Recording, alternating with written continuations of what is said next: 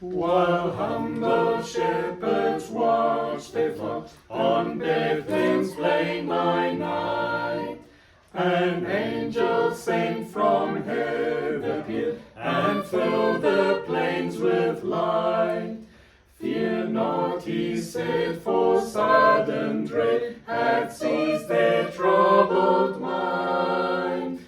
Glad tidings of great joy I bring to you and all mankind.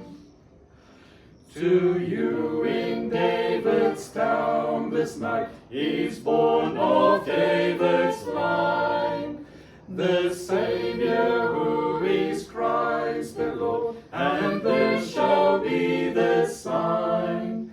The heavenly babe you there shall find, to human view displayed, and meanly wrapped in swaddling band, and in a manger laid.